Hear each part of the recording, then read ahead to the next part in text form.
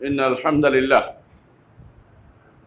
نحمده ونستعينه ونستغفره ونعوذ بالله من شرور أنفسنا ومن سيئات أعمالنا من يهده الله فلا مضل له ومن يضلل فلا هادي له وأشهد أن لا إله إلا الله وحده لا شريك له وأشهد أن محمدا عبده ورسوله يا أيها الناس اتقوا ربكم الذي خلقكم من نفس واحدة وخلق منها زوجها وبث منهما رجالا كثيرا ونساء واتقوا الله الذي تساءلون به والأرحام إن الله كان عليكم رقيبا يا أيها الذين آمنوا اتقوا الله حق تقاته ولا تموتن إلا وأنتم مسلمون يا أيها الذين آمنوا اتقوا الله وقولوا قولا سديدا يصلح لكم أعمالكم ويغفر لكم ذنوبكم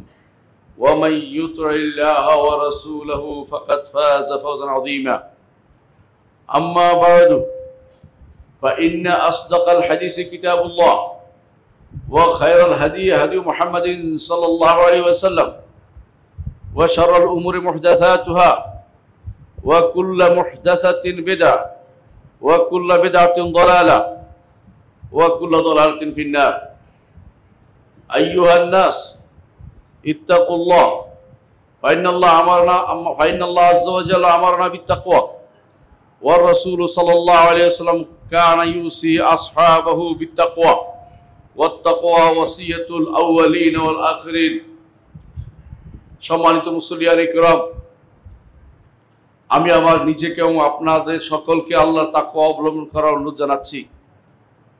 যেই তাকওয়া অবলম্বন করলে আমরা আল্লাহর জান্নাত পেয়ে ধন্য হব।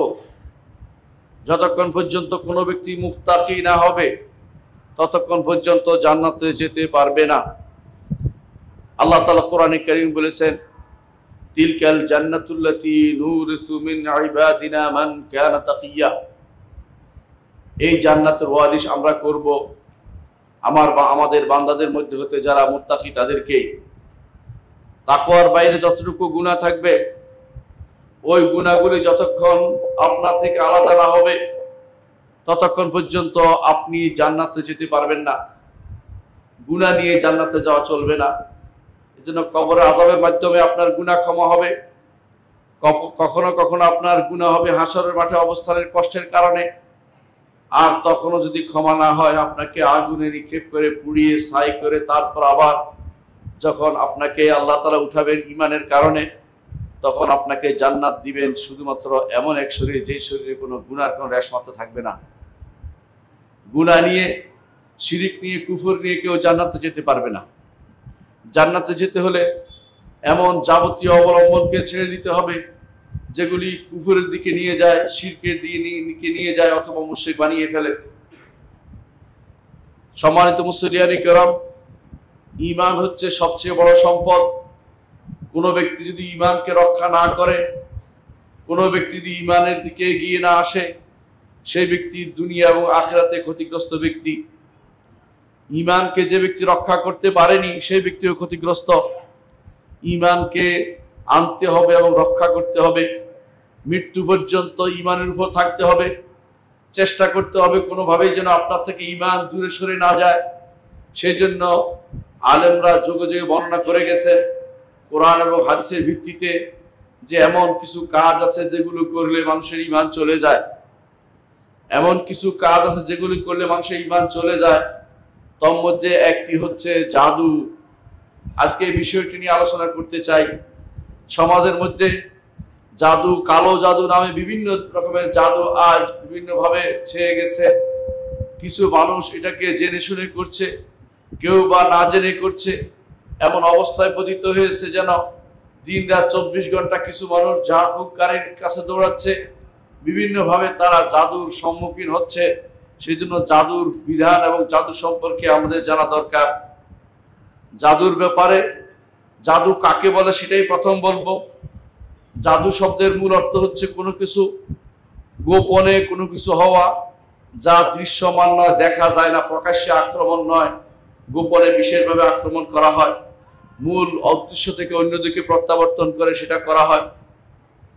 কিভাবে কেউ কোনো কিছু কথা বলে ফু দিয়ে অথবা কোনো কিছু গিরা লাগিয়ে, কথা বলে ফু দিয়ে অথবা গিরা লাগিয়ে বিভিন্নভাবে, অথবা কিছু লেখে অথবা কিছু করে, অনেক সময় এগুলির মাধ্যমে জাদু করা হয়ে থাকে, যেগুলি দিয়ে কখনো কখনো কারো অন্তরকে পরিপূর্ণভাবে বিনাশ করে দেয়া হয়, শরীরকে নষ্ট করে দেয়, কারো বিবেককেও কখনো কখনো ক্ষতিগ্রস্ত করে। অথচ যে ব্যক্তির উপর জাদু করা হয়েছে তাকে সরাসরি আক্রমণ করে না, দূর থেকে সেটা করে থাকে। এর মাধ্যমে কখনো ব্যক্তি অসুস্থ হয়ে পড়ে, কখনো তার মৃত্যু হতে পারে, কখনো তার মধ্যে এবং তার স্ত্রীর মধ্যে বা স্বামীর মধ্যে তারা বিভেদের সৃষ্টি করে। কখনো কখনো একজন স্বামীকে তার স্ত্রী থেকে অথবা স্ত্রীকে তার স্বামী থেকে আলাদা করে ফেলে। সম্মানিত মুসলিয়ানে কেরাম, জাদু দুই প্রকার।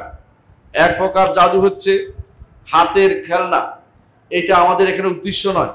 অনেকে হাতের খেলনা দিয়ে এদিক সেদিক করে কিছু একটা দেখায়, এটা আসলে উদ্দেশ্য নয়, এটা হচ্ছে মানুষের নিজে হাতের কারসাজি, যেটা উদ্দেশ্য আমাদের নয়, তবে এটাও হারাম। এর কারণ এটা দিয়ে মানুষকে ধোঁকা দেয়া হচ্ছে, কিন্তু এটা শিরকের পর্যায়ে পড়ে না, যেটা আমরা আলোচনায় আসছে। এরকম জাদু অনেক সময় করে মানুষকে চোখের মধ্যে ধোঁকা লাগায়, যেটা করেছিল মুসা আলাইহিস সালাতু ওয়াস সালামের সময়ে ফেরাউনের জাদুকররা সেটা করত। আল্লাহ তাআলা কোরআনে কারীম বলেছেন, ফালাম্মা আলকাউ সাহারু আয়ুনান নাস ওয়াস্তারহাবুহুম ওয়া জাউ বিসিহরিন ওয়া সিহরিন আযীম। আল্লাহ তাআলা বলছেন, যখন তারা ফেরাউনের জাদুকররা জাদু ঢাললো, তখন তারা মানুষের চোখে জাদু করে ফেললো। বাস্তব পরিবর্তন করেনি, চোখকে জাদু করেছে। ওয়াস্তারহাবুহুম, তাদের মধ্যে ভয় ঢুকিয়ে দিল। ওয়া জাউ বিসিহরিন আযীম, বড় বড় জাদু নিয়ে তারা আসলো, স্পষ্ট জাদু নিয়ে তারা আসলো। অন্য আয়াতে আল্লাহ তাআলা বলছেন, ফেরাউনের জাদুকররা এমন কাজ করলো যে ইউখাইয়ালু ইলাইহি, মুসার কাছে মনে হচ্ছিল, মিন শাহরিহিম, তাদের জাদুগুলি, আন্নাহা তাসা, এগুলি হেঁটে বেড়াচ্ছে, অথচ সেগুলি হাঁটছে না, সেগুলো শুধুমাত্র বিভিন্ন রকমের কেমিক্যাল ব্যবহার করার মাধ্যমে সেগুলো দিয়ে মানুষকে ধোঁকা দেওয়া হয়েছিল। এই জাতীয় জাদু আমাদের এখানে উদ্দেশ্য নয়, যদিও সেটা হারাম। সেই জাতীয় জাদু কাজ করাও হারাম, কারণ এর মাধ্যমে মানুষকে ধোঁকা দেওয়া হয়, মানুষকে ভীতি প্রদর্শন করা হয়, এবং এর মাধ্যমে বিভিন্ন রকমের উদ্দেশ্য হাসিল করার চিন্তা ভাবনা মানুষে করে। অনেক সময় এর মাধ্যমে টাকা রোজগারের উদ্দেশ্য অনেকে সেটা করে থাকে, এবং অনেক সময় দেখবেন বাজারে বাজারে তারা বসে যায়, বিভিন্ন রকমের একজন দুইটা টাকা বানিয়ে ফেলে, তিনজন টাকা বানায়, বিভিন্ন জিনিস দেখিয়ে দেয়। এগুলি হচ্ছে মানুষকে ভেলকি লাগানো ছাড়া কিছুই নয়, সেটা আমাদের উদ্দেশ্য নয়। দ্বিতীয় রকমের জাদু হচ্ছে যেটা মানুষের অন্তরকে আঘাত করে এবং মানুষের অন্তরে আঘাত করে এবং মানুষকে বিভিন্নভাবে ক্ষতিগ্রস্ত করে। সেই জাতীয় জাদুই আজ আমাদের সমাজে বিভিন্নভাবে প্রচলিত রয়েছে। তারা সেগুলি কিভাবে করে? তারা কি করে, যাকে কষ্ট দিতে চায় তার কাপড়ের কিছু অংশ কেটে নিয়ে যায়, অথবা তার চুলের কিছু অংশ কেটে নেয়, অথবা তার চিরুনির কিছু অংশ ভেঙে নিয়ে যায়, অথবা তার কাটা নখকে কিছু অংশকে কেটে নিয়ে যায়। তারপর এগুলি দিয়ে তারা এমন জাদু করে যা দিয়ে ব্যক্তিকে কখনো হত্যা করে, কখনো তাকে অসুস্থ করে ফেলে। এইভাবে কখনো কখনো তাকে তার স্ত্রীর কাছ থেকে দূরে সরিয়ে দেয়, স্ত্রীর কাছে যেতে পারে না, স্ত্রীর কাছে যাওয়া থেকে তাকে বাধা দেয়। এমনকি কখনো কখনো স্বামী স্ত্রীর মধ্যে তারা বিভেদ সৃষ্টি করে এবং তাদের মধ্যে তারা বিচ্ছিন্নতার ব্যবস্থাপনা করে। কখনো কখনো একে অপরের কাছে শত্রু বানিয়ে ফেলে, অথবা দুইজনের মধ্যে বন্ধুত্ব বানিয়ে দেয়। ঢাকা শহরে খুঁজে দেখবেন লেখা আছে এলেম দিয়ে তদবির করা হয় ইত্যাদি, এবং দেখবেন যে দুইজনকে ক্রস দেখায় দেওয়া হয়েছে, ছেলে মেয়ের মাধ্যমে এটা করা হয়। এরা সবগুলি হচ্ছে জাদুকর, এগুলি হচ্ছে নিষিদ্ধ জাদুর অন্তর্ভুক্ত। কেউ যদি এগুলি করে তাহলে তারা জাদুকর বলে বিবেচিত হবে। জাদুর ইতিহাস অতি প্রাচীন, প্রতি যুগে যুগে জাদুকররা ছিল। এর প্রমাণ আমরা পাই, যখনই নবীরা আসতো তখন নবীদের যে সমস্ত নিদর্শন ছিল, নবীদের যে সমস্ত আয়াত ছিল, সেইগুলিকে অধিকাংশ সময়ে তাদের সময়ের লোকেরা বলতো জাদু। জাদু যেহেতু তারা বলেছে, অর্থ তাদের সমাজে জাদু ছিল। জাদুর প্রভাব যুগে যুগে ছিল। কেন? আল্লাহর পক্ষ থেকে সেটা সাহায্য যদি কেউ প্রাপ্ত না হয়, শয়তান সেটা শিখিয়ে দেয়, তখনকার লোকদেরকে সেটা শিখিয়ে দিয়ে থাকে। সেজন্য জাদু যুগে যুগে ছিল, এবং যুগে যুগে জাদুকররা সবসময় নবী রাসূলদের বিপরীতে ছিল। নবী রাসূলরা যা করতো, জাদুকররা তার বিপরীতটা করত। অর্থাৎ আপনারা দেখছেন মুসা আলাইহিস সালাতু ওয়াস সালাম, তিনি একদিকে আল্লাহর পক্ষ থেকে ওহী নিয়ে এসেছেন, বাণী নিয়ে এসেছেন। ফেরাউন তখন বলে বসলো, এ তো স্পষ্ট জাদু। ফেরাউন বলে স্পষ্ট জাদু। আর সে জাদুকরদের নিয়ে আসলো এই মুসা আলাইহিস সালাতু ওয়াস সালামের মুজিজাকে প্রতিহত করার জন্য। আল্লাহর ইচ্ছায় সেই মুজিজাকে প্রতিহত করা সম্ভব হয়নি, বরং মুসা আলাইহিস সালাতু ওয়াস সালামের হাতের লাঠি সাপ হয়ে তাদের সমস্ত জাদুকে গিলে ফেলেছিল। এটাই হচ্ছে প্রমাণ যে আল্লাহ তাআলার পক্ষ থেকে নবীরা যা নিয়ে এসেছেন সেটা জাদুর বিপরীতে।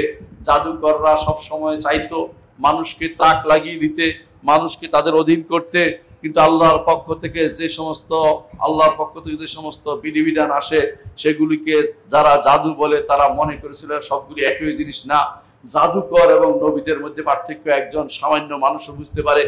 জাদুকররা যে চরিত্রের হয়, নবীরা হচ্ছে অত্যন্ত উন্নত চরিত্রের বলে সবসময় পরিচিত ছিলেন।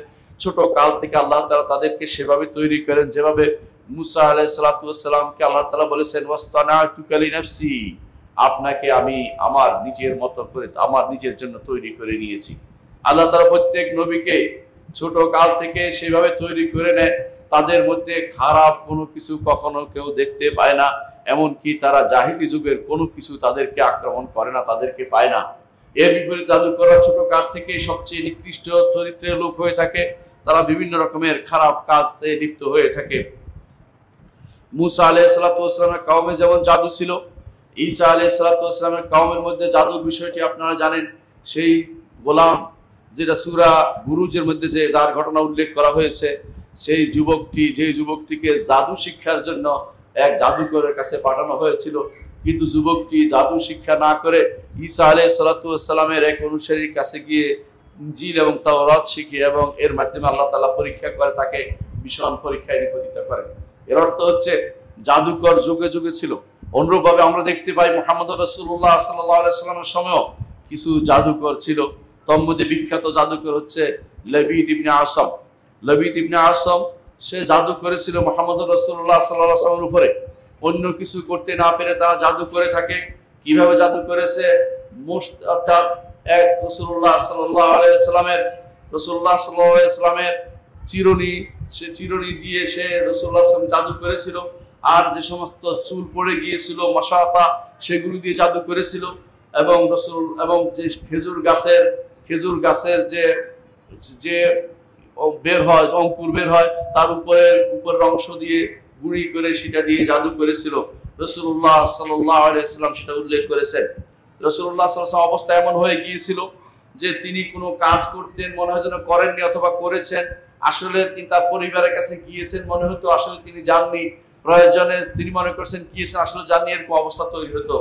এত কিছু করার পরেও কেউ যেন মনে না করে যে রাসূলুল্লাহ সাল্লাল্লাহু আলাইহি ওয়াসাল্লাম সেই সময় যা যা বলেছেন জাদুর প্রভাব ছিল। না, কখনো না। রাসূলুল্লাহ সাল্লাল্লাহু আলাইহি ওয়াসাল্লামকে আল্লাহ তাআলা পূর্ণ বিবেকের উপর রেখেছিলেন। তার অনুভূতি সম্পূর্ণ ছিল, এবং তিনি মানুষের মধ্যে যা যা বলেছেন সম্পূর্ণ অনুভূতির সাথে বলেছেন। মানুষের সাথে হকের যে ওহীর কথা বর্ণনা করেছেন, সত্য ওহী তিনি বর্ণনা করেছেন, এগুলি কোনোটাতেই কোনো রকমের কোনো কমতি ছিল না। বরং রাসূলুল্লাহ সাল্লাল্লাহু আলাইহি ওয়াসাল্লাম যে তার মধ্যে সমস্যা হয়েছিল, পরিবারের সাথে তার যে সমস্ত কর্মকাণ্ড চলে সেগুলিতে তার মধ্যে সন্দেহ তৈরি করা হয়েছিল। এই অবস্থা রাসূলুল্লাহ সাল্লাল্লাহু আলাইহি ওয়াসাল্লামের 6 মাস চলছিল। 6 মাস পরে তার উপরে সূরা নাজিল হয়, 2টি সূরা নাজিল হয়, সূরাতুল মুআওয়াযাতাইন, কুল আউযু বিল ফালাক এবং কুল আউযু বিন নাস, যেগুলো দিয়ে রাসূলুল্লাহ সাল্লাল্লাহু আলাইহি ওয়াসাল্লামকে ঝাড়ফুঁক করা হয় এবং তিনি আবার সুস্থ হয়ে যান। এবং সেই জাদুটি সেই কূপ থেকে তুলে ফেলা হয়, যেই কূপে জাদুটা করা হয়েছিল। এভাবে দেখা গেছে রাসূলের যুগেও জাদু করা হয়েছিল। সুতরাং জাদুর বিষয়টি অবশ্যই যুগে যুগে হয়েছে, এবং জাদুর বিষয়টি যে রাসূলুল্লাহ সাল্লাল্লাহু আলাইহি ওয়াসাল্লাম বিরোধী ছিল, নবীদের বিরোধী ছিল, তা প্রমাণিত হয়েছে। কিভাবে জাদুকর কেন জাদুকর বলে বিবেচিত হয়, জাদুকরকে কেন ঘৃণা করা হয়? এক নম্বর কারণ হচ্ছে জাদুকর শয়তানের অনুসরণ ছাড়া কখনো জাদুকর হইতে পারে না। শয়তানের অনুসরণ ছাড়া কখনো জাদুকর হইতে পারে না। এই জন্য জাদুকর কি করে? জাদুকরকে শয়তান নির্দেশ দেয় যে তুমি ফরজ গোসল করবা না অনেক বিশাল সময় পর্যন্ত। এগুলি করার পরে শয়তান খুশি হয়ে তাকে তখন জাদু শিক্ষা দেয়।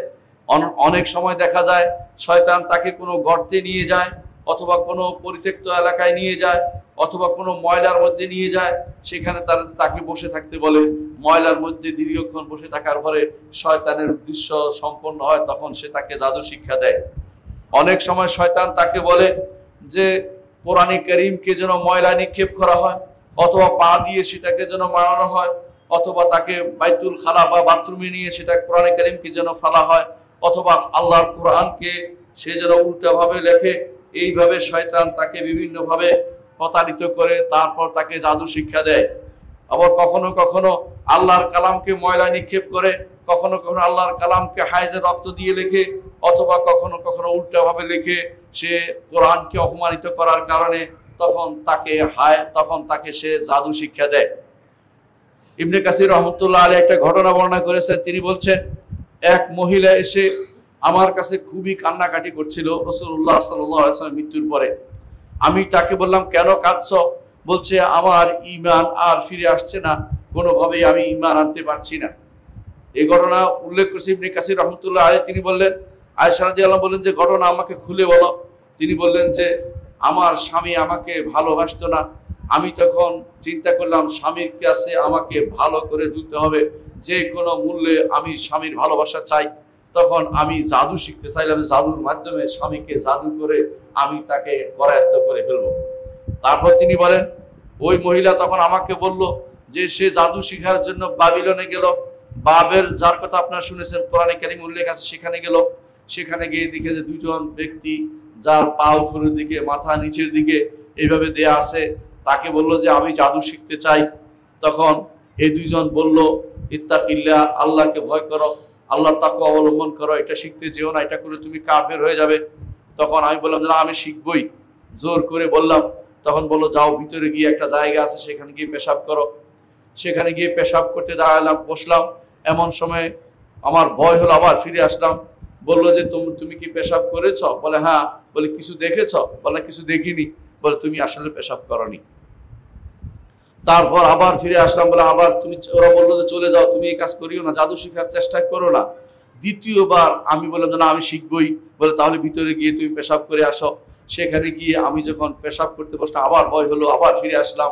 এসে বললাম জাদু, হ্যাঁ আমাকে এখন জাদু শিক্ষা দাও। বলে কিছু দেখেছ? বলে কিছু দেখতে পাইনি। বলে তুমি আসলে পেশাব করনি, আবার যাও, অথবা তুমি চলে যাও, তুমি জাদু শিখো না। আমরা তো আল্লাহর পক্ষ থেকে ফিতনা পরীক্ষার রূপে সেখানে এসেছি। এখানে আমাদেরকে রাখা হয়েছে কে আল্লাহর উপর ঈমান রাখে আর কে কুফরিকে বেছে নেয়, সেটার জন্য তুমি চলে যাও। আমি তখন নিজের উপরে কঠিনভাবে ব্রত করলাম যে কোনো মূল্যে এবার গিয়ে পেশাব করবোই এবং আমি জাদু শিখবো। সেই মহিলা গিয়ে পেশাব করলো, আর তখন তার শরীর থেকে নূর উঠে উপরের দিকে চলে গেল। ফিরে আসার পরে বললো যে তুমি কি করেছো? পেশাব করেছো? বলো হ্যাঁ করেছি। কি দেখেছ? বলে দেখেছি আমার শরীর থেকে একটা নূর উপরের দিকে উঠে চলে গেছে। তখন ওই দুইজন বলল, এটা হচ্ছে তোমার ঈমান, আর কোনোদিন ফিরে আসবে না, তোমার থেকে সেটা চলে গেছে। এই জন্য জাদুকরদের ঈমান ফিরে আসে না। যারা সত্যিকার জাদু করে কাজ করে, ওদের ঈমান আর ফিরে আসে না। তারা তওবা করলো, তওবাটা হয় না, সঠিকভাবে হয় না, কারণ ঈমানের যে স্বাদ সে আর কোনোদিন পায় না। এই জন্য জাদুকরদের একমাত্র শাস্তি হত্যা করা। এটা তো সাহাবায়ে কেরাম থেকে বর্ণিত হয়েছে। তখন আয়েশা রাদিয়াল্লাহু আনহা বলেন, তারপর কি করেছ? বলে তারপর আমি ফিরে এসেছি আমার দেশে। এসে আমার স্বামীকে যা বলি তা হয়ে যায়। এমন অবস্থা হয় যখন আমি বলি আমার পিছে পিছে হাঁটে, যখন বলি চলো চলো, এতে করে আমার বিরক্তি উৎপাদন হয়ে গেছে। একদিন আমি বললাম তুমি মর, সে মরেও গেল। এখন আমি দুনিয়া খুঁজে বেড়াচ্ছি, কোথাও আমার শান্তি নসিব হচ্ছে না। জাদু শিখা কত মারাত্মক গুনাহ, তাকে আপনি বুঝতে পারছেন? এই জন্য জাদুকররা ঈমান হারা হয়ে যায়। বিভিন্ন কারণে তারা জাদু করে ঈমান হারা হয়ে যায়। জাদুকরদেরকে আপনি কিভাবে চিনবেন? জাদুকরকে চিনার জন্য কয়েকটি কয়েকটি কয়েকটি কয়েকটি চিহ্ন আমি আপনাদেরকে জানাবো। এক নম্বর হচ্ছে, তারা মানুষ বিড় করে কিছু কথা বলবে, কেউ কথা কেউ বুঝবে না। আপনার সামনে বিড় করে অনেক কথা বলবে, আপনি কিছু বুঝতে পারবেন না। অর্থাৎ এমন সব শব্দ উচ্চারণ করবে যেগুলো আপনি বুঝতে পারেন না। দ্বিতীয়ত, তারা এমন সব আপনার কাছে এমন কিছু কাপড় চাইবে যে ওইটা নিয়ে আসো, ওইটা নিয়ে আসো, কিছু কাপড়ের ব্যবস্থা করে দাও, অমুক কাপড়, মৃত ব্যক্তির কাপড়, অথবা বলবে যে কোনো ব্যক্তির অমুকের কাপড়, অথবা কারো গামছার অংশ নিয়ে আসো, ইত্যাদি ইত্যাদি আপনার কাছে চাইবে। তখনই বুঝবেন যে হচ্ছে জাদুকর। অনুরূপভাবে আপনার কাছে কখনো কখনো বলবে যে এগুলো তুমি কিছু কাগজ নিয়ে আসো, যে কাগজ নিয়ে আসো যেগুলো কোনো অর্থহীন কিছু কাগজ লিখে নিয়ে আসো, এগুলি আপনাকে দিবে, এগুলি অমুক জায়গায় রাখবা, তুমি এগুলিকে অমুক জায়গায় রাখবা। অর্থাৎ এই রাতের বেলা কবরস্থানে গিয়ে কবরের মধ্যে ঢুকিয়ে রাখবা, অথবা তুমি অমুকখানে রাখবা, অমুক তিন কোণার মধ্যে মাথার মধ্যে নিয়ে সেটাকে রাখবা, সেটার মধ্যে খাবার দিবা ইত্যাদি আপনাকে যখন বলবে, বুঝবেন যে সে আসলে একজন জাদুকর। চতুর্থ, কখনো কখনো আপনার কাছে আপনাকে কিছু কাপড় দিবে, বলবে যে এই কাপড়গুলি তুমি পরিধান করবে, অমুকের বালিশের নিচে রেখে দিবে, অমুকের জায়গাতে তুমি লুকিয়ে রাখবে, অমুকের জায়গাতে তুমি সেটাকে ঢুকিয়ে রাখবে, ইত্যাদি ইত্যাদি আপনাকে বলবে। কখনো কখনো আপনাকে বলবে যে বিশেষ শ্রেণী বিশেষ প্রাণী আপনি জবে করে রক্ত নিয়ে আসবেন, কখনো বলবে যে অমুক পাখির রক্ত নিয়ে আসবেন, যা দিয়ে আমি লিখতে পাবো, অথবা বিশেষ সাদা মুরগি, কালো মুরগি, অথবা অমুক ছাগল এরকম হতে হবে, এরকম যখন বলবে তখন বুঝবেন যে সেই ব্যক্তি জাদুকরের কাজ করতেছে এবং সে জাদুকর। কখনো কখনো আপনাকে বলবে এমন সব কাগজ নিয়ে আসতে যেগুলো কোনো মিল নাই, শব্দ উল্টা লিখে আসছে, আপনাকে বলবেন সেটাই আপনি এদিক সেদিক করে দেন, বুঝবেন যে এই ব্যক্তি জাদুর কাজ করছে। জাদুকরকে চিনার জন্য এই চিহ্নগুলি সবসময় খেয়াল রাখবেন। কেউ যদি আপনাকে বলে আমি ঝাড়ফুঁক করি, তারপরে এগুলি চায়, তখনই বুঝবেন যে এই ব্যক্তি ঝাড়ফুঁক করে না, আসলে জাদু করে কাজ করে। এই লোকের থেকে সাবধান থাকবেন এবং তার থেকে দূরে থাকবেন। জাদুর বিধান কি? আমরা আগে বলি জাদু প্রথম হচ্ছে হারাম, যে কোনো জাদুই হারাম। এর মধ্যে যেটা মানুষের অবস্থার পরিবর্তন করে দেয়, মানুষকে ক্ষতিগ্রস্ত করে, এবং যার প্রভাবে মানুষের ভিতরে জাদুর প্রভাবে মানুষকে কখনো হত্যা পর্যন্ত নিয়ে যায়, মানুষকে অসুস্থ করে ফেলে, সেটা শিক্ষা করা পরিপূর্ণভাবে হারাম এবং শিরকের অন্তর্ভুক্ত। কোরআনে কারীমে আল্লাহ তাআলা বলেছেন, আলাম তারা ইল্লাযিনা উতু নাসিবা মিনাল কিতাবি ইউমিনুনা বিল জিবতি ওয়াত তাগুত। আপনি কি তাদেরকে দেখেননি যাদেরকে কিতাবের একটি অংশ দেয়া হয়েছে, তারা ঈমান আনে জিবত এবং তাগুতে। জিবত এবং তাগুতের ব্যাখ্যা একটু পরেই করছি। এবং তারা বলে লিল্লাযিনা কাফারু হাউলাই আহদা মিনাল্লাযিনা আমানু সাবিলা, যারা ঈমান এনেছে তাদের থেকে এরাই বেশি হেদায়েত পাওয়ার যুক্ত। অর্থাৎ কাফেরদেরকে তারা হেদায়েতের যুক্ত বেশি মনে করে।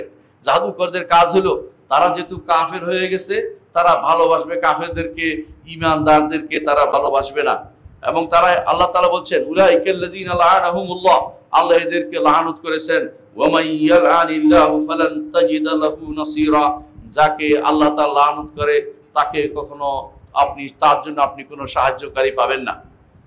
ওমর রাদিয়াল্লাহু আনহু বলেন, জিবত বলতে জাদুকরকে বোঝানো হয়েছে, আর তাগুত বলতে শয়তানকে বোঝানো হয়েছে। এরা তাগুতের অনুসারী এবং শয়তানের জিবতের অনুসারী, অর্থাৎ তারা জাদুকরদের অনুসরণ করে চলে। জাদুকরদের অনুসরণের বিষয়টি স্পষ্ট। অনেকে জাগতিক বিষয়ে দেখতে ওই লোকের ক্ষমতা আছে, এই ক্ষমতাকে অনুসরণ করে চলছে, সুতরাং তারা জাদুকরের অনুসরণ করে চলে। দ্বিতীয়, আল্লাহ তাআলা কোরআন আয়াতে উন্নত বলেছেন ওয়াত্তাবাউ মা তাতলু শায়াতিন আলা মুলকি সুলাইমান, আর এরা কাফেররা অনুসরণ করে চলে মা তাতলু শায়াতিন আলা মুলকি সুলাইমান, সুলাইমানের রাজত্বে যা শয়তানগণ তিলাওয়াত করত। ওয়া মা কাফারা সুলাইমান ওয়ালাকিন্নাশ শায়াতিন কাফারু, সুলাইমান আলাইহিস সালাম কুফরি করেননি, শয়তানরা কুফরি করেছিল। ঘটনা হয়েছিল, সুলাইমান আলাইহিস সালাম জাদুকরদের সমস্ত জাদু নিয়ে সেগুলিকে তার কুরসির নিচে লুকিয়ে রেখেছেন ধ্বংসের জন্য। কিন্তু যখন সুলাইমান আলাইহিস সালাম দুনিয়া থেকে চলে গেলেন, শয়তানরা জাদুগুলি বের করে মানুষের মধ্যে প্রচার করে দিল, এবং তারা বলতে লাগলো সুলাইমান তো জাদু দিয়ে চলতো। এই জন্য ইহুদিরা সুলাইমান আলাইহিস সালামকে নবী মানে না, তারা বলে সুলাইমান জাদুকর, নাউজুবিল্লাহ। ইহুদিরা যেমন মানে না, এই অন্যরাও তেমনি অনেকেই সেটা, বিশেষ করে নাসারাও তাদের অনুসরণ করে সেটাকে মানে না। অথচ আমরা সুলাইমান আলাইহিস সালামকে আল্লাহর পয়গম্বর এবং নবী মনে করে থাকি। এবং বিশ্বাস করে থাকি।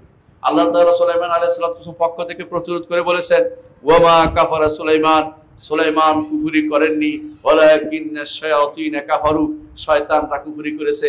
অর্থাৎ জাদু শিক্ষার বিষয়টি, জাদু করার বিষয়টি সুলাইমান করেননি, যারা করেছে তারা শয়তান, তারা কুফরি করেছে, তারাই কাফের। এর অর্থ হচ্ছে যদি কেউ এই কাজটি করে সে ব্যক্তি কাফের হয়ে যাবে।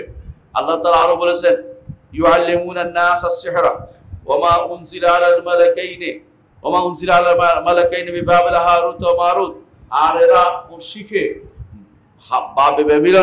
বেবিলনে হারুত মারুতের উপর যা যা যে সমস্ত জাদু জানানো হয়েছে সেগুলিকে তারা শিখে নেয়।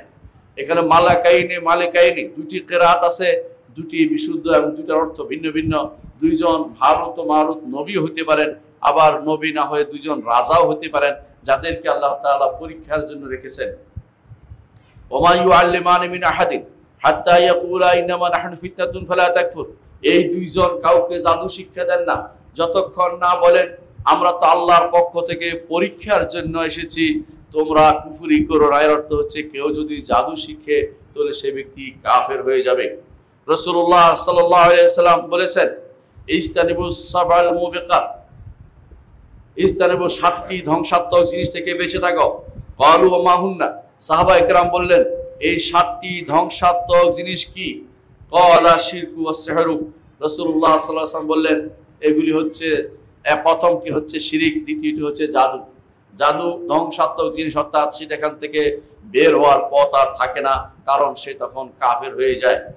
তারপর রাসূলুল্লাহ সাল্লাল্লাহু আলাইহি ওয়াসাল্লাম আর 7টির মধ্যে বলেছেন কাতলুন নফস, ওই নফসকে হত্যা করা যেটাকে আল্লাহ তাআলা হত্যা করা হারাম ঘোষণা করেছেন, এবং সুদ খাওয়া যেটাকে আল্লাহ তাআলা হারাম ঘোষণা করেছেন, এবং এতিমের সম্পদ ভক্ষণ করা যা আল্লাহ তাআলা হারাম করেছেন, এবং যুদ্ধের দিনে পালিয়ে যাওয়া যা আল্লাহ তাআলা হারাম করেছেন, এবং যে সমস্ত নারী পবিত্রা তাদের উপর অপবাদ দেয়া যা আল্লাহ তাআলা হারাম করেছেন। এই 7টি জিনিসের মধ্যে জাদু দ্বিতীয় জিনিস, এই জন্য জাদু শিরকের কাছাকাছি এবং শিরকের মতোই তারা কাফের হয়ে যায়। এই জন্য জাদু শিক্ষা করা হারাম এবং জাদুকর হচ্ছে কাফের। এটাই হচ্ছে জমহুর উলামা, সমস্ত আলেমদের মত এটা। আর ইমাম শাফি রহমতুল্লাহ বলেছেন জাদুকরকে প্রথমে দেখে জিজ্ঞাসা করতে হবে সে কি করে, তার অবস্থা দেখে তখন তাকে কাফের বলতে হবে। যদি দ্বিতীয় কাজটি করে, অর্থাৎ সে শুধুমাত্র হাতের ভেলকি নয়, শুধুমাত্র ভিন্ন ভিন্ন কাজ, সে মানুষকে হত্যার কাজ করে, অথবা কাউকে বশের কাজ করায়, অথবা কারোর থেকে কাউকে বিরক্তি উৎপাদন করার কাজটি করায়, বিচ্ছেদের কাজটি করা, তখন তাকে জাদুকর বলে তাকে হত্যা করা হবে। এর অর্থ হচ্ছে জাদুকরকে হত্যা করার বিষয়টি একেবারে উম্মতে মুসলিমার সবাই পক্ষ থেকে অনুমোদিত, তবে ব্যক্তি হত্যা করবে না, রাষ্ট্র সেটা অবশ্যই সে হদকে জারি করবে। সাহাবায়ে কেরামের মধ্য থেকে 3 জনের থেকে বর্ণিত আছে তারা জাদুকরকে হত্যা করেছিলেন। এর মধ্যে জারির ইবনে আব্দুল্লাহ আল-বাজালি তিনি দেখছেন এক লোক গরুর এই পাশ দিয়ে বের হয়ে ওই পাশ দিয়ে ঢুকে ওই পাশ দিয়ে বের হয়, মুখ দিয়ে বের হয়ে পাছা দিয়ে বের হয়, তখন তিনি তাকে এক কুপি হত্যা করেছিলেন। বলছেন যে এ হচ্ছে আসল জাদুকর, একে হত্যা করতে হবে। বলতে পারেন সাহাবায়ে কেরাম হত্যা করেছে, আমরা কেন হত্যা করতে পারবো না? সাহাবায়ে কেরামের এই ক্ষমতা রাষ্ট্রের পক্ষ থেকে ছিল, আপনাদের সেই ক্ষমতা রাষ্ট্রের পক্ষ থেকে দেয়া হয়নি। কারণ সাহাবায়ে কেরাম প্রত্যেকে ছিলেন আমরুল মারুফ নাহি আনিল মুনকারের জন্য আদিষ্ট খলিফাতুল মুসলিমিনের পক্ষ থেকে, সেই জন্য তিনি সেটা করতে সক্ষম হয়েছেন। অনেকে এটাকে ভুল বুঝে নিজে আবার তাকে কাউকে হত্যা করতে যাবেন না। জাদুকররা কেন কাফের হবে? জাদুকররা কাফের হবে, 1 নম্বর কাজ হচ্ছে তারা গায়েবের দাবি করে যে আমরা অমুক জানি, তোমার এটা হয়েছিল, এটা হয়েছিল, তোমাকে অমুকে এটা করেছে, আমি তুমি এটা করব, ইত্যাদি ইত্যাদি বলে তারা গায়েবের দাবি করে। এই জন্য তারা মুশরিক। দ্বিতীয় যে কারণে তারা কাফের ও মুশরিক সেটা হচ্ছে তারা আল্লাহর ক্ষমতা দাবি করে যে আমরা এটা করতে পারি, ওটা করতে পারি, আমরা এই যে বড়টাকে ছোটটাকে বড় করে দিতে পারি এবং মানুষকে আলাদা করে দিতে পারি ইত্যাদি দাবি করে। আর যেটা একমাত্র রব্বুল আলামিনের 2টি কাজ 3টি কাজ রব্বুল আলামিনের সিফাতের মূল, একটি হচ্ছে আল্লাহ তাআলা শুধুমাত্র গায়েবের ইলম জানেন, দ্বিতীয় হচ্ছে আল্লাহ তাআলা সর্বময় ক্ষমতার অধিকারী, আর তৃতীয়টি হচ্ছে আল্লাহ তাআলা সকল জ্ঞান বিধান দেওয়ার অধিকারী একমাত্র আল্লাহ তাআলা। জাদুকররা 3টি কাজেই শিরিক করে থাকে। তারা নিজেরা গায়েবের দাবি করে, নিজেরা সর্বময় ক্ষমতার দাবি করে, এবং তারা নিজেরা নিজেদের পক্ষ থেকে আল্লাহর বিধান পরিবর্তন করে সেটাকে অপমানিত করে। এই তিনটি কারণে এরা জাদুকররা কাফের, আল্লাহর সাথে শিরিক করার কারণে। তৃতীয় চতুর্থ যে কারণে তারা কাফের তা হচ্ছে জাদুকর কখনো জাদুকর হইতে পারে না যতক্ষণ পর্যন্ত না সে কাফের শয়তানের জন্য সে সম্পূর্ণরূপে নিজেকে উৎসর্গ না করছে, নিজের সম্পদ উৎসর্গ না করছে, টাকা পয়সা উৎসর্গ না করছে, শয়তান যা বলে তা না করছে, শয়তানের অনুসরণ না করছে, অতক্ষণ পর্যন্ত সেই ব্যক্তি জাদুকর হইতে পারে না। এই 4-5টি কারণে। আরো একটি কারণ হচ্ছে যে এরা আল্লাহর সাথে শরিক করে, প্রতিনিয়ত শরিক করে যাচ্ছে। এই সব কারণে জাদুকররা কাফের এবং জাদুকররা মুশরিক, এবং তাদের একমাত্র শাস্তি হচ্ছে মৃত্যুদণ্ড। যদি কোথাও সেটা প্রমাণিত হয়, ধরা পড়ে, তখন তাদেরকে মৃত্যুদণ্ড দেওয়া হবে রাষ্ট্রের পক্ষ থেকে। একজন মানুষ যখন এতই বিপদে আছে, সেই ব্যক্তি জাদু থেকে কিভাবে বাঁচবে, এই বিষয়টা আমাদের জানা দরকার। জাদু থেকে বাঁচার জন্য 1 নম্বর কাজ হচ্ছে আল্লাহর উপর ভরসা করতে হবে। জাদু থেকে বাঁচার জন্য জাদুতে পড়ার আগে বাঁচার জন্য 1 নম্বর কাজ হচ্ছে একজন ঈমানদার সব সময় আল্লাহর উপর ভরসা করবে। ওমাইয়া তাওয়াক্কাল আলাল্লাহি ফাহুয়া হাসবু, যে কেউ আল্লাহর উপর ভরসা করবে, আল্লাহ তার জন্য যথেষ্ট হয়ে যাবেন। এবং সে পরিপূর্ণ তাওহীদের সাথে থাকবে, এবং সে স্পষ্ট বুঝবে যে সবকিছু আল্লাহর হাতে, এবং তার চোখের সামনে এবং তার শোনার সামনে, তার চোখের সামনে আরশের উপর থেকে তিনি দেখছেন এবং শুনছেন, তিনি আমাকে রক্ষা করবেন। আল্লাহর উপর পূর্ণ তাওয়াক্কুল যার থাকে, সেই ব্যক্তিকে জাদু কোনো বেশি ক্ষতি করতে পারে না। হ্যাঁ, চেষ্টা সে করবেই। যেমন মুহাম্মদ রাসূলুল্লাহ সাল্লাল্লাহু আলাইহি ওয়াসাল্লামের উপর সেই ব্যক্তি ইহুদি চেষ্টা চালিয়েছিল, কিন্তু তার তেমন কোনো ক্ষতি করতে পারেনি। প্রাথমিক কিছু ক্ষতি করেছিল, আল্লাহ তাআলা তাকে জানিয়ে দিয়েছেন কিভাবে সেটা থেকে মুক্ত হবে, সেটাও আমরা জানিয়ে দেব। তাহলে দেখা যাচ্ছে জাদুকর যদি কোনো জাদু থেকে বাঁচতে হলে প্রথম কাজ হবে আল্লাহর তাওহীদকে পূর্ণ ধারণ করতে হবে, আল্লাহর উপর তাওয়াক্কুল করতে হবে। আল্লাহ তাআলা কোরআনে কারীম বলেন, ওয়া ইনদাহু মাফাতিহুল গায়ব লা ইয়ালামুহা ইল্লা হু, আল্লাহর কাছে গায়েবের যত ভান্ডার তার হাতে, চাবিকাঠি তার হাতে, তিনি ব্যতীত কেউ গায়েব জানে না। আর তিনি জানেন, আল্লাহ তাআলা জানেন বিল বাররি ওয়াল বাহরে, ডাঙ্গায় কি আছে আর সমুদ্রে কি আছে তা তিনি জানেন। ওয়ামা তাসকুতু মিন ওয়ারাকাতিন ইল্লা ইয়ালামুহা, জগতের কোথায় কোন পাতাটি পড়ছে সেটা আল্লাহ তাআলা জানেন, কোথায় কোন গাছ থেকে কোন পাতাটি পড়ছে সেটা আল্লাহ তাআলা জানেন। ওয়ালা হাববাতিন ফি যুলুমাতিল আরদি, অন্ধকারের মধ্যে কোন বীজটি পড়েছে, ওয়ালা রাতবিন, এবং কোন সেটা কোন জমিনের মধ্যে পড়েছে অথবা ভিজা স্থানে পড়েছে, ওয়ালা ইয়াবিসিন, অথবা শুষ্ক স্থানে পড়েছে, ইল্লা ফি কিতাবিন মুবিন, সবই আল্লাহর সেই লাওহে মাহফুজের মধ্যে লিখিত আছে। সেটা আল্লাহ তাআলা অবশ্যই জানেন এবং সেটা লেখার ব্যবস্থাপনা করেছেন, সেটা তিনি লিখিয়ে রেখেছেন। তার অর্থ হচ্ছে আল্লাহ তাআলা জানেন, আল্লাহর উপর পূর্ণ তাওয়াক্কুল করলে একজন মানুষের জাদু কোনো বড় ধরনের ক্ষতি করতে পারবে না। প্রাথমিক ক্ষতি হবে এই জন্য যে দুনিয়ার বুকে কিছু কষ্ট মানুষ পাবে, যার মাধ্যমে আল্লাহ তাআলা তার গুনাহ মাফ করবেন। কখনো কখনো যার মাধ্যমে আল্লাহ তাআলা তাকে পরীক্ষা করবেন। ওয়ালা নাবলুয়ান্নাকুম বিশাইইম মিনাল খাউফি ওয়াল জু'i ওয়া নাকসিম মিনাল আমওয়ালি ওয়াল আনফুসি ওয়াত তামারাত ওয়া বাশশিরিস সাবিরিন, আল্লাহ তাআলা আমাদেরকে সেটা জানিয়েছেন।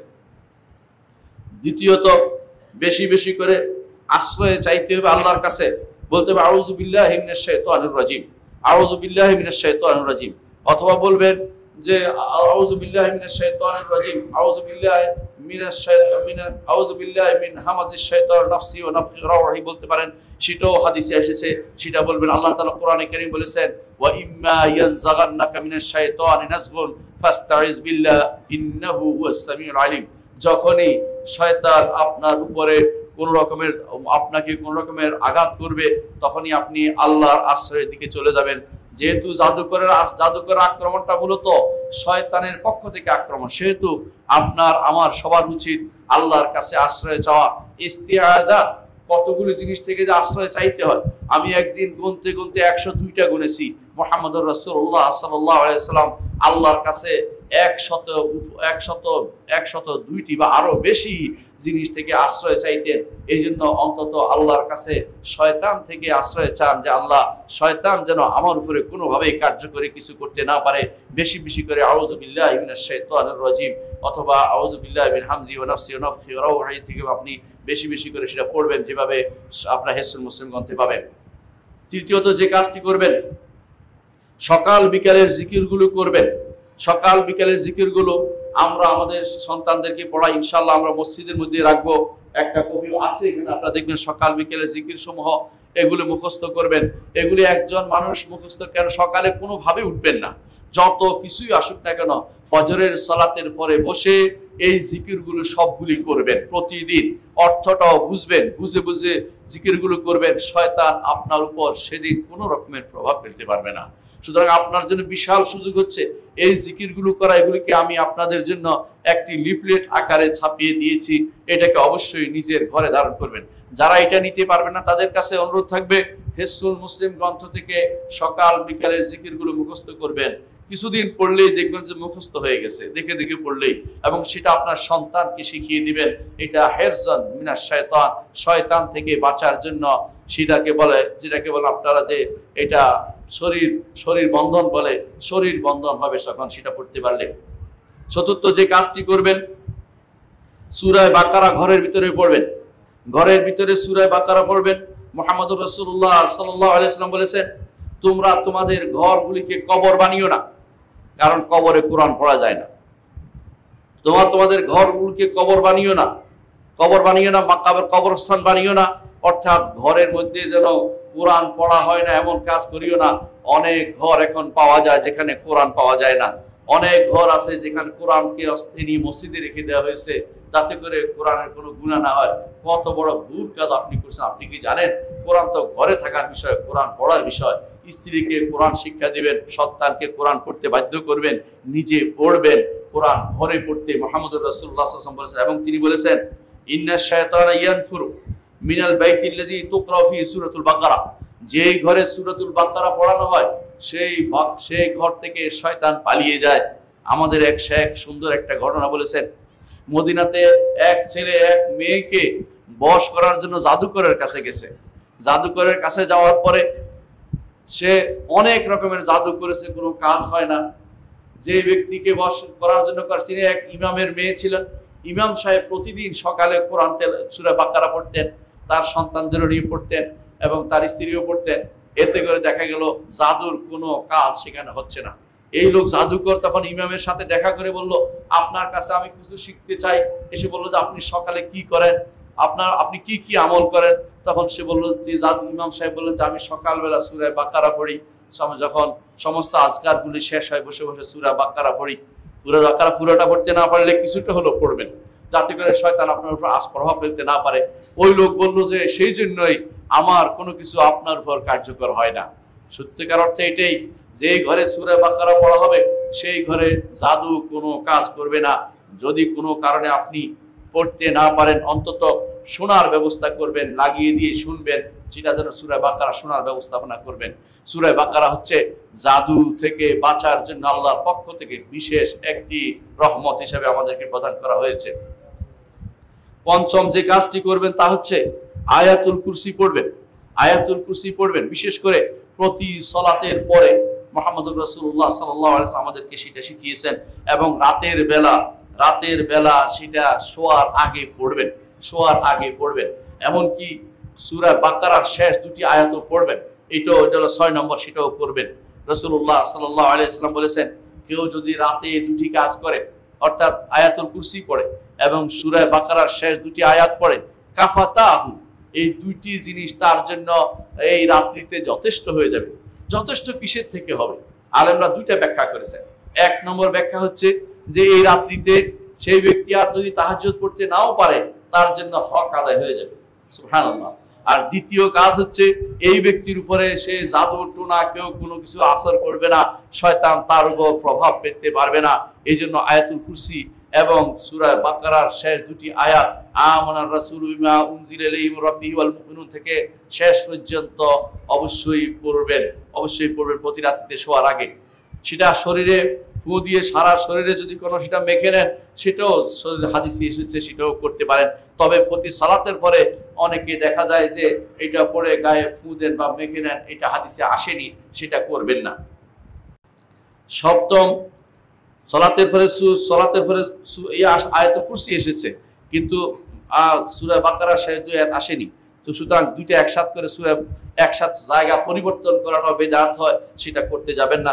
সালাতের পরে প্রতি ফরজ সালাতের পরে আয়াতুল কুরসি অবশ্যই পড়তে সচেষ্ট থাকবেন। সপ্তম যে কাজটি করবেন, প্রতিদিন অবশ্যই 3টি সূরা পড়বেন। 3টি সূরা পড়বেন, একটি হচ্ছে সূরাতুল ইখলাস আর দুটি হচ্ছে সূরাতুল ফালাক এবং নাস পড়বেন, যাতে করে আপনি জাদু থেকে বেঁচে যেতে পারেন। রাসূলুল্লাহ সাল্লাল্লাহু আলাইহি ওয়াসাল্লামের এক সাহাবী রাসূলুল্লাহ সাল্লাল্লাহু আলাইহি ওয়াসাল্লামকে তিনি বললেন যে কালকে আমাকে এইভাবে আক্রমণ করেছে, আমাকে বিচ্ছু আক্রমণ করেছে। রাসূলুল্লাহ সাল্লাল্লাহু আলাইহি ওয়াসাল্লাম তখন বললেন, তুমি কেন পড়লে না? তুমি সূরা ইখলাস এবং আয়াতুল কুরসি, ইখলাস এবং সূরা ফালাক এবং নাস কেন পড়লে না, যা তোমাকে এই রাত্রিতে আক্রমণ থেকে বাঁচিয়ে দিত? এর অর্থ হচ্ছে এই 3টি জিনিস আপনাকে আপনার জন্য শরীর বন্ধন এবং আপনার জন্য কোনো আঘাত থেকে বাঁচিয়ে দেওয়ার বিরাট অবলম্বন। অষ্টম যে কাজটি করবেন, মুহাম্মদুর রাসূলুল্লাহ সাল্লাল্লাহু আলাইহি ওয়াসাল্লাম আমাদেরকে যে সমস্ত দোয়া শিখিয়ে দিয়েছে সেগুলিকে অবশ্যই করবেন। যেমন রাসূলুল্লাহ সাল্লাল্লাহু আলাইহি ওয়াসাল্লাম বলেছেন, বিসমিল্লাহিল্লাযী লা ইয়াদুররু মা ইসমিহি শাইউন ফিল আরদি ওয়ালা ফিস সামাই ওয়া হুয়াস সামিউল আলিম। সকাল বেলায় দোয়াটা পড়বেন, আর সন্ধ্যা হলে কি বলবেন? আউযু বিকালিমাতিল্লাহি তাম্মাতি মিন শাররি মা খালাকা। অনুরূপভাবে রাসূলুল্লাহ সাল্লাল্লাহু আলাইহি ওয়াসাল্লাম তার দুই নাতিকে বলতেন, উইযুকুমা বিকালিমাতিল্লাহি তাম্মা মিন কুল্লি আইনিন লাম্মা ওয়া মিন কুল্লি শাইতানিন হাম্মা। রাসূলুল্লাহ শয়তানিন ওয়া হাম্মা, রাসূলুল্লাহ সাল্লাল্লাহু আলাইহি ওয়াসাল্লাম এইভাবেই তার নাতিদেরকে শিখিয়ে দিয়েছেন, তার নাতিদের উপরে ফু দিয়েছেন, রুকিয়া শারঈয়া করেছেন। সে তার মাধ্যমে আমরা বুঝতে পারি এগুলি যত বেশি ইস্তেআযা করবেন, দোয়া করবেন, তত বেশি সেটা আপনার জন্য কার্যকর হবে, শয়তানে বা জাদুকর থেকে আপনি বাঁচতে পারবেন। 9 নম্বর যে কাজটি করবেন, 100 বার পড়বেন লা ইলাহা ইল্লাল্লাহ ওয়াহদাহু লা শারীকা লাহু লাহুল মুলকু ওয়া লাহুল হামদু ওয়া হুয়া আলা কুল্লি শাইইন কাদির। এটা 100 বার পড়বেন। এটা পড়তে অনেক কষ্ট হয়, যদি না পারেন 10 বার পড়ছেন অথবা 1 বার পড়বেন, এটা আছে, এটা হলো। কিন্তু 100 বার পড়লে কি হবে? 100 বার পড়লে শয়তান এবং জাদু থেকে বাঁচতে পারবেন বলে মুহাম্মদুর রাসূলুল্লাহ সাল্লাল্লাহু আলাইহি ওয়াসাল্লাম আমাদেরকে জানিয়েছেন। 10 নম্বর যে কাজটি করবেন তা হচ্ছে সকালবেলা 60টি খেজুর খাবেন। যদি তাদের রোগ নাই, তাদেরকে বলছি, যারা রোগী আছে তাদেরকে বলছি না, 60টি খেজুর খাবেন। রাসূলুল্লাহ সাল্লাল্লাহু আলাইহি ওয়াসাল্লাম হাদিসে এসেছে, সকালবেলা যে কেউ মদিনার আজওয়া খেজুর 60টি খাবে, সেই দিন তার উপরে কোনো সুম এবং সেহর, জাদু এবং বিষ কার্যকর করবে না। তাই বলে বিষ খেয়ে করবেন না যে আমি দেখি পরীক্ষা করে, বলবেন না। এর অর্থ হচ্ছে খাদ্যজনিত বিষ বা অজানা কোনো বিষাক্ত জিনিস তার উপর ক্ষতি করবে না, এটাই শুধুমাত্র বলা হয়েছে। সুতরাং এটা অবশ্যই আপনি করবেন। অন্য হাদিসে এসেছে আজওয়ার কথা বলা হয়নি, হাদিসে খেজুরের কথা বলা হয়েছে। এর অর্থ আজওয়া না পাইলে সাধারণ খেজুরও সেই কাজ দিবে। কোনো হাদিসে এসেছে মদিনার খেজুর, সেটাও যদি কেউ আনতে পারেন ভালো, না হলে শুধু খেজুর খেলেও সেই কাজটি আপনার জন্য কার্যকর হবে। খেজুরও আপনার জন্য একটা বড় ধরনের উপকার এনে দিবে, যে শয়তান এবং জাদু থেকে আপনি বাঁচতে পারবেন ইনশাআল্লাহ। এ হচ্ছে জাদুতে পড়ার আগে। জাদুতে কেউ পড়ে গেছে, সে কি করবে সেটাও আপনারা অনেকে জানতে চাইবেন। কারোর উপর জাদু করা হয়েছে, সেই ব্যক্তি এখন কি করবে? যদি কেউ জাদু করা হয়ে তাকে বুঝতে পারে এবং জায়গা চিনতে পারে, তাহলে জাদু অবশ্যই বের করে নিবেন।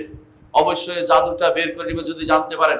যদি জানতে না পারেন তাহলে কি করবেন? প্রথমেই রুকিয়া শারঈয়া করবেন, শারঈ ঝাড়ফুঁকটা করবেন, রুকিয়া শারঈয়া করবেন, ঝাড়ফুঁকটা করবেন। এখন রুকিয়া শারঈয়া ঝাড়ফুঁকের লোকের অভাব নেই, যে জানে না তারাও ঝাড়ফুঁক করছে এবং অনেকেই এটাকে ব্যবসা হিসেবে নেমেছে। দয়া করে এই সমস্ত ব্যবসা থেকে দূরে থাকবেন। এটা নিয়ে টাকা পয়সা নেওয়ার শরীয়তের বিধান নেই। এটা হচ্ছে মানিসতা ইয়ানফা আখাওয়াল ইয়াফাল, কেউ যদি ভাইয়ের উপকার করতে পারে করবে। এখন তো সেটা টাকা পয়সা রোজগারের উদ্দেশ্য হিসেবে বানিয়ে নেওয়া হয়েছে, সেই জন্য সেটা থেকে দূরে থাকবেন। কোনোভাবেই যে তারা এরকম টাকা পয়সা বেশি দাবি করবে তাদের থেকে পালিয়ে বেড়াবেন, যে এরা ঠকবাজ, এরা মানুষকে ফ্রড, এরা মানুষকে ঠক দিচ্ছে। এই জন্য মনে রাখবেন, যারা রুকিয়া শারঈয়ার কিছু শর্ত আছে। 1 নম্বর শর্ত হচ্ছে এই কথা বিশ্বাস রাখতেই হবে যে শিফা আল্লাহর পক্ষ থেকে আসবে। আমি যিনি রাকি তিনি কোনো আরোগ্য দিতে পারবেন না। আল্লাহ তাআলা এর মাধ্যমে, এর ওসিলায় যদি কোনো, এর মাধ্যমে যদি কোনো আমাকে শিফা দেন তিনি দিতে পারেন, না দিলেও কিছু করার নাই, তিনি হয়তো এর মাধ্যমে আমাকে পরীক্ষা করছেন। দ্বিতীয়ত যেই কাজটি করতে হবে, আপনাকে খেয়াল রাখতে হবে যে ব্যক্তি রুকিয়া করতে আসছে সে কি এমন কোনো শব্দ বলছে কিনা যা অর্থ বোঝা যায় না। অনেক সময় মগা শাস্ত্রীয় কিছু দিয়া অথবা বিভিন্ন রকমের কামরূপ কামাখ্যা দিয়ে আপনার উপরে ফু দিয়ে বসবে, তখন সেটা হচ্ছে আপনার ইমানকে নষ্টকারী, তারও ইমান নষ্টকারী। বুঝবেন যে এই ব্যক্তি আসলে রুকিয়া শরিয়া করছে না, ফাঁকিবাজি করছে। 3 নম্বর, দেখবেন যে সে ব্যক্তি কোরআন ও হাদিসে কতটুকু গুরুত্ব দিচ্ছে, কোরআনে কারীম পড়েছে শোনাচ্ছে কিনা। দূর থেকে অনেকে দেখা যায় এখন এখানে মানুষ বসে আছে, সে অনেক দূর থেকে ফু দিয়ে দিচ্ছে, এটা আসলে কার্যকর পদ্ধতি নয়।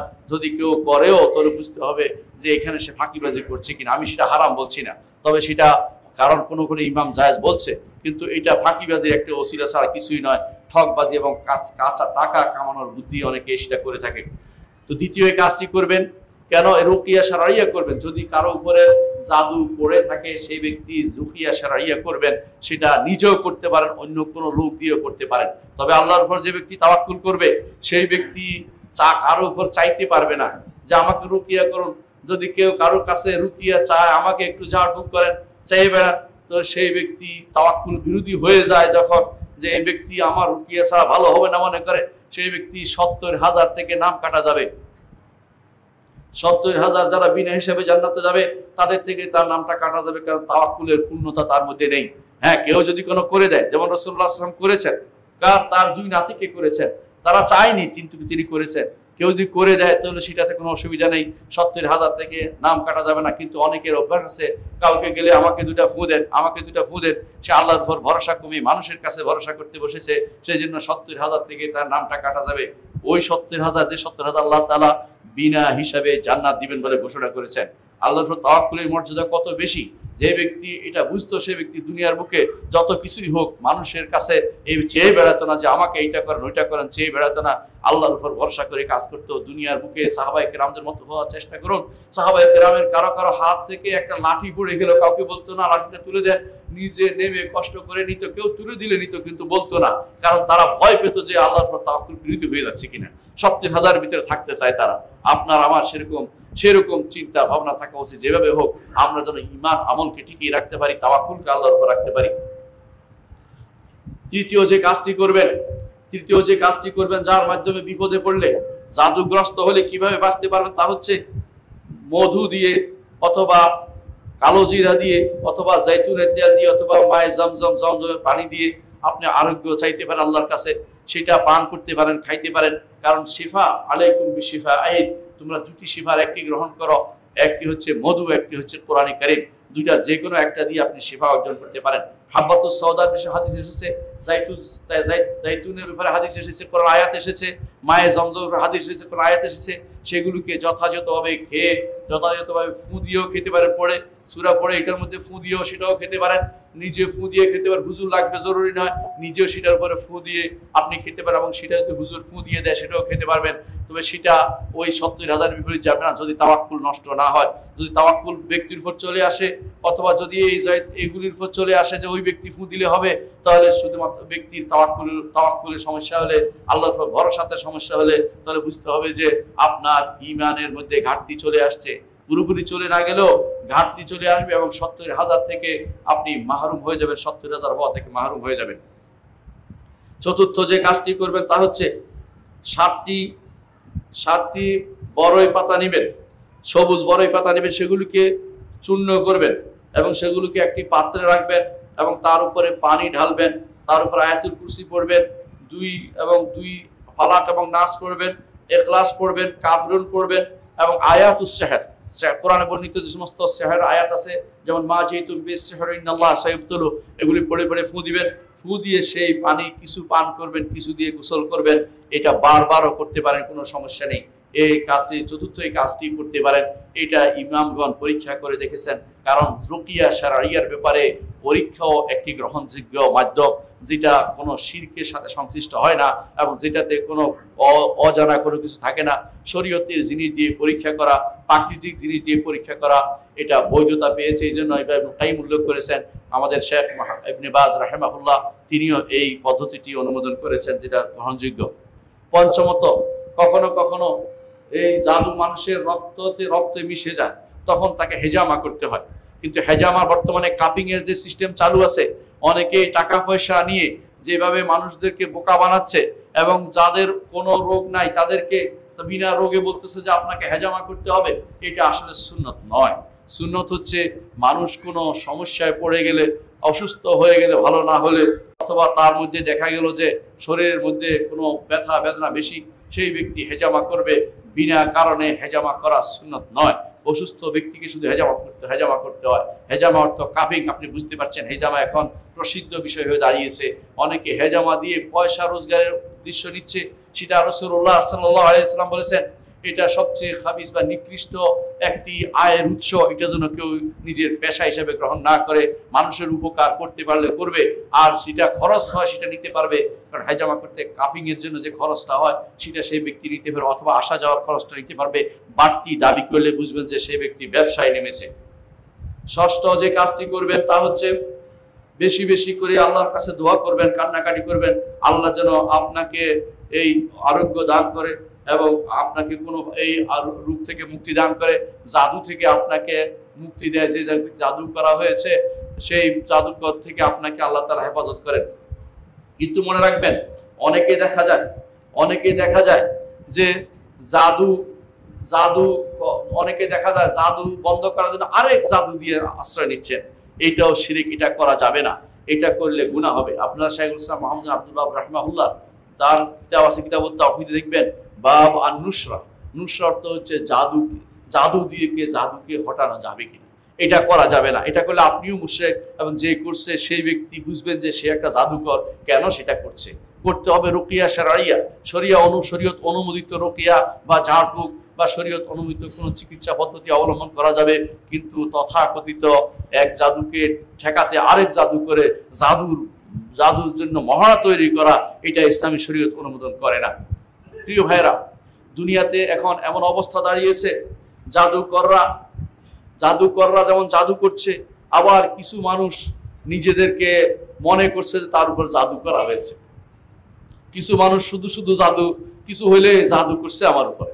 কিছু হলে কোনো মেয়ের হয়তো বিয়ে হচ্ছে না, বাপ মা বলতেছে আমার মেয়েরে কেউ জাদু করছে। আবার দেখা যায় কোনো মেয়েও বলতেছে আমার কেউ জাদু করছে, বিয়ে হচ্ছে না কেন? এইটার সাথে ওই জাদুর সম্পর্ক আপনি কেন তৈরি করছেন? এই বেটা যদি সমাধান করতে পারতো, দুনিয়ার সমাধান কে করে? একমাত্র আল্লাহ তাআলা করে। আপনি তাহলে এরপর তাওয়াক্কুল করছেন, তখন তো আপনার তো শিরকে পরিণত হচ্ছে। এই জন্য এই কথায় বিনা কারণে শুধু কেউ কাউকে জাদু করছে এটা বলবেন না।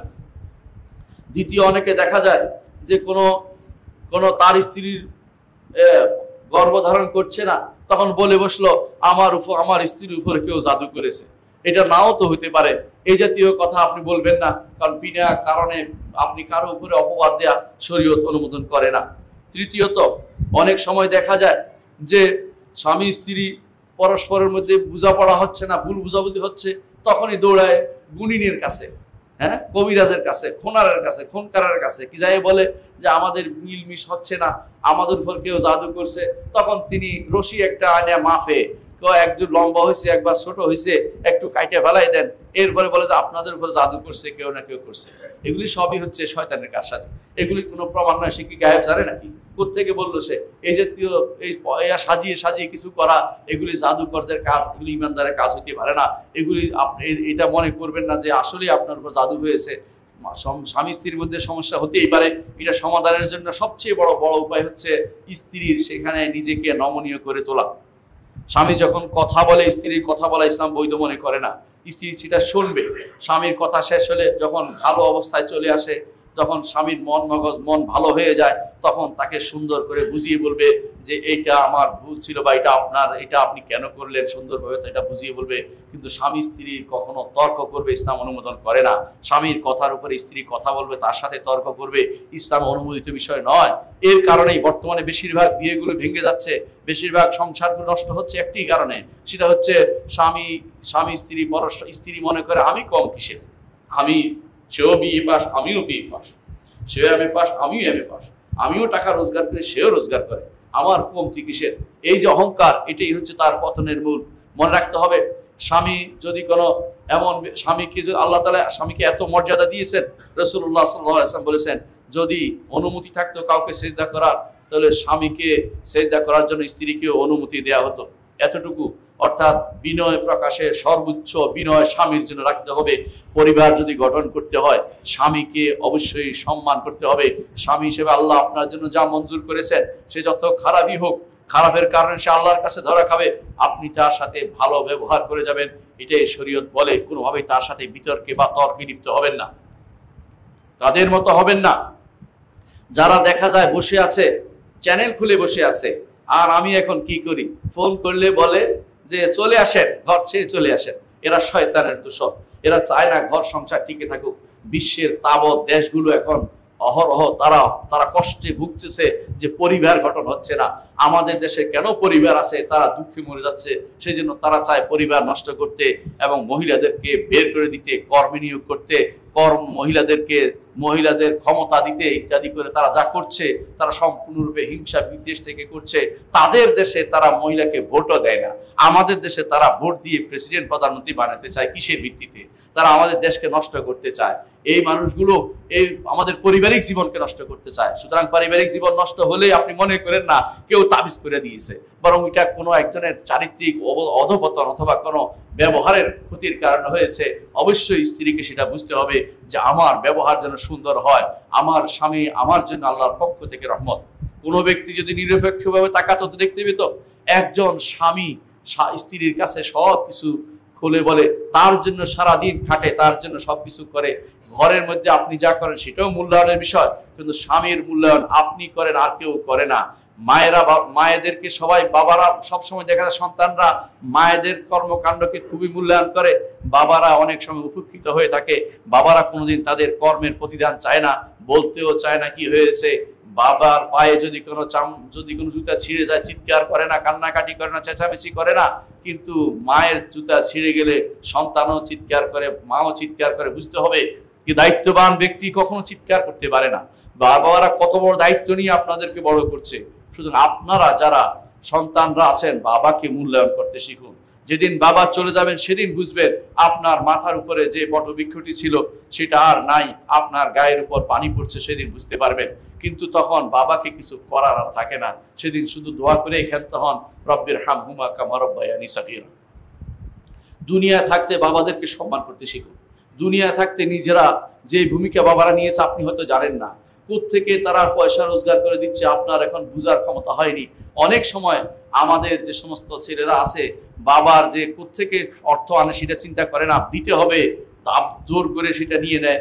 বাবাও না খেয়ে না দিয়ে কষ্ট পেয়ে রাত দিন খেটে সন্তানের আবদার পূরণ করার চেষ্টা করে, স্ত্রীর আবদার পূরণ করার চেষ্টা করে। স্ত্রীরা যদি এই মূল্যটি বুঝতো তাহলে তারা কখনো স্বামীর মুখে মুখে তর্ক করতো না। স্বামীর মুখে মুখে তর্ক হলেই জাদু করেছে সেটা বলবেন না। চতুর্থ যে কাজটি দেখা যায় আমাদের সমাজে, অনেক সময় দেখা যায় যে কেউ চাকরি পেল না, আমার সন্তানের উপরে কারো জাদু হয়েছে। জাদু কেউ করেনি, আপনার সন্তানের কোনো ঘাটতি হয়েছে অথবা আল্লাহর ইচ্ছা যেখানে চাকরি হবে সেখানে এখনো জায়গা মতো পৌঁছে না, সেই জন্য চাকরি হচ্ছে না। তাই বলে কথায় কথায় জাদু করেছে সেটা বলবেন না। পঞ্চম, অনেকে দেখা যায় কোনো ছাত্র লেখাপড়া ভালো পারতেছে না, বলে যে আমার ছেলের উপর জাদু করেছে। জাদু করেনি, তার উপর শয়তান প্রভাব ফেলেছে। তার উপর দরকার এখন কি সকাল বিকাল জিকিরগুলো করা, সলাতের পরের জিকিরগুলো করা। এগুলি করলে সেই ব্যক্তি শয়তানের ওয়াসওয়াসা থেকে এবং জাদু থেকে সে দুনিয়া যদি কেউ করেও থাকে তা থেকে মুক্ত পেয়ে যাবে। কিন্তু কথায় কথায় জাদু করেছে সেটা বলবেন না, সেটা করা সেটা বৈধতা ইসলাম দেয়নি। আকুলু কওলি হাযা ওয়া আস্তাগফিরুল্লাহ লি ওয়া লাকুম ওয়া লিসাইরিল মুসলিমিন ফাস্তাগফিরু ইন্নাহু হুয়াল গফুরুর রহিম। ইন্নাল হামদালিল্লাহ নাহমাদুহু ওয়া নাস্তাঈনুহু ওয়া নাস্তাগফিরুহু ওয়া নাউযু বিল্লাহি মিন শুরুরি আনফুসিনা ওয়া মিন সাইয়্যাতি আমালিনা মান ইয়াহদিহিল্লাহু ফালা মুদিল্লা লাহু ওয়া মান ইউদ্লিল ফালা হাদিয়া লাহু وأشهد أن لا إله إلا الله وحده لا شريك له وأشهد أن محمدا عبده ورسوله أما بعد। সম্মানিত মুসলিয়ানে کرام, বলছিলাম জাদু এক ভয়ঙ্কর জিনিস। জাদু শিরক, জাদুর কারণে একজন মানুষ জাহান্নামী হয়ে যাবে চিরস্থায়ী। জাদু করা যাবে না, জাদু শিক্ষাও গ্রহণ করা যাবে না। জাদু করলে সেটাকে প্রতিহত করার জন্য আবারও সেটাও করা যাবে না। জাদুকে প্রতিহত করতে গিয়ে অনেকে দেখা যায় যে কি করে বিভিন্ন পদ্ধতি অবলম্বন করে। কেউ বা কি করে ওই গুণী নিয়ে আসে, সেই ব্যক্তি বাটি সালাম দেয়। কেউ বা হাতের অঙ্ক মিলায়, কেউ বা বাবার নাম মায়ের নাম মিলাইয়া ভাগ করে বটরা করে। অনেকে দেখা যায় যে কাপ পড়ে দেয় অথবা ফ্রিজ পড়ে দেয়। এই জাতীয় জিনিসগুলি সবই হচ্ছে জাদুকরদের কারসাজি। এগুলি কখনো গ্রহণ করবেন না, কারণ ইসলাম এবার এর মাধ্যমে জাদু বের করার কোনো পদ্ধতি জানানো হয়নি। সুতরাং যেটা ইসলামে নেই সেটা যারা করছে তারা নিজেদের মন মতো পদ্ধতি তৈরি করছে। যারা মনে করে এইভাবে তারা জানতে পারবে কোথায় কে আমার উপর জাদু করেছে, এইভাবে জানতে পারবে, এই পদ্ধতি অবলম্বন করে, এটা কখনো গ্রহণযোগ্য পদ্ধতি না, এটা করবেন না। কারণ নিরপরাধ মানুষকে জাদু করছে বলে বলা, বড় ধরনের অপবাদ দেয়া। আপনি যতক্ষণ প্রমাণিত না হচ্ছে সাক্ষী সাবুদে ততক্ষণ পর্যন্ত কোনোভাবে কাউকে আপনি বলতে পারেন না যে অমুকে আমার উপর জাদু করেছে। এর মাধ্যমে আন্তঃসম্পর্ক নষ্ট হয়, এটা কখনো করবে না। পরিবারে ভাঙ্গন ধরে। অনেকে মনে করে আমার চাচি করেছে, আমার দাদি করেছে, আমার মা করেছে অমুকের উপরে, এই জাতীয় কথাগুলি বলবেন না প্রমাণিত না হওয়া পর্যন্ত। স্পষ্ট প্রমাণিত হলে তখন শুধুমাত্র আপনি বলতে পারবেন। অন্য কেউ করতে পারে অথবা নাও করতে পারে, আপনি শুধুমাত্র ধারণা করে জাদু করা হয়েছে তা বলবেন না। আলা ওয়াসাল্লু আলা সাইয়্যিদিল বাশারিয়্যা মুহাম্মদ ইবনে আব্দুল্লাহ কামা আমারাল্লাহু আযজা ওয়া জাল্লা ফি কিতাবিহি ওয়া যান্না বিমালাইকাতিল মুসাব্বিহাতিল কুদসি ওয়া সাল্লাসা বিকুম আইয়ুহাল মুমিনুন ফাকালা তাআলা মুখবিরান ওয়া আমিরা ইন্নাল্লাহা ওয়া মালাইকাতাহু ইউসাল্লুনা আলান নবী ইয়া আইয়ুহাল্লাযিনা আমানু সাল্লু আলাইহি ওয়া সাল্লিমু তাসলিমা ওয়া ক্বালা আন-নাবিয়্যু সাল্লাল্লাহু আলাইহি ওয়াসাল্লাম মান সাল্লা আলাইহি মারতান সাল্লাল্লাহু আলাইহি বিআশর আল্লাহুম্মা সাল্লি আলা মুহাম্মদ ওয়া আলা আলি মুহাম্মদ কামা সাল্লাইতা আলা ইব্রাহিম ওয়া আলা আলি ইব্রাহিম ইন্নাকা হামিদুম মাজিদ اللهم بارك على محمد وعلى آل محمد كما باركت على إبراهيم وعلى آل إبراهيم إنك حميد مجيد اللهم ارض عن الخلفاء الراشدين أبي بكر وعمر وعثمان وعلي وعن سائر الصحابة والتابعين رضوان الله عليهم أجمعين اللهم اغفر لنا ولإخواننا الذين سبقونا بالإيمان ولا تجعل في قلوبنا غلا للذين آمنوا ربنا إنك رؤوف رحيم اللهم اغفر لنا أجمعين আল্লাহ আমাদের সবাইকে আপনি ক্ষমা করে দিন। আল্লাহ আমাদেরকে জাদুকরদের জাদু থেকে বাঁচিয়ে দিন। আল্লাহ আমাদেরকে কালো জাদু থেকে বাঁচিয়ে দিন। আমরা যাবতীয় জাদু থেকে বাঁচিয়ে দিন। আল্লাহ আমাদেরকে শয়তান থেকে আপনি হেফাজত করুন। আল্লাহ আমাদেরকে আপনি কবুল করুন, আমাদেরকে দ্বীনের জন্য কবুল করুন, আমাদের সন্তানদেরকে আপনি কবুল করুন। আল্লাহ আমাদের এই প্রতিষ্ঠানকে কবুল করুন। আল্লাহ আমার এই কমপ্লেক্সকে আপনি কবুল করুন। আল্লাহ এই কমপ্লেক্সের বিরুদ্ধে কেউ ষড়যন্ত্র করে তাকে প্রতিহত আপনিই করুন। আল্লাহ আপনার একান্ত ক্ষমতায় তা করবেন। আল্লাহ আমাদের এই প্রতিষ্ঠানকে কবুল করুন। আল্লাহ কিয়ামত পর্যন্ত হেদায়েতের আলো ছড়িয়ে দেওয়ার তৌফিক দিন এর মাধ্যমে। আল্লাহ এর মাধ্যমে এর সাথে যারা জড়িত হবে, দ্বীনের খেদমত করবে, নেক নিয়তে কাজ করবে, তাদেরকে আপনি প্রতিদান দিন। আল্লাহ যারা এর মধ্যে কাজ করেছে, এই দ্বীনের জন্য, ইয়ার জন্য, এই কমপ্লেক্সের জন্য কাজ করেছে, টাকা দিয়েছে, পয়সা দিয়েছে, শ্রম দিয়েছে, নিজেরা এগিয়ে এসেছে, নিজেরা সারাদিন রাত খেটেছে বিনা পয়সায়, তাদেরকে আপনি পুরস্কৃত করুন। আমি করতে পারবো না। আল্লাহ আপনি তাদেরকে বিশেষ রহমতে তাদেরকে আপনি পুলসিরাত পার করে দিবেন, জান্নাত দিয়ে দিবেন, বিনা হিসাবে জান্নাত দিবেন, তাদেরকে আপনি আরশের নিচে ছায়া দিবেন। আপনার কাছে আমি দোয়া করছি। আল্লাহ এই প্রতিষ্ঠানে যে সমস্ত সন্তানরা পড়ে তাদেরকে আপনি আপনার আলেমী দ্বীন বানানোর তৌফিক দান করুন।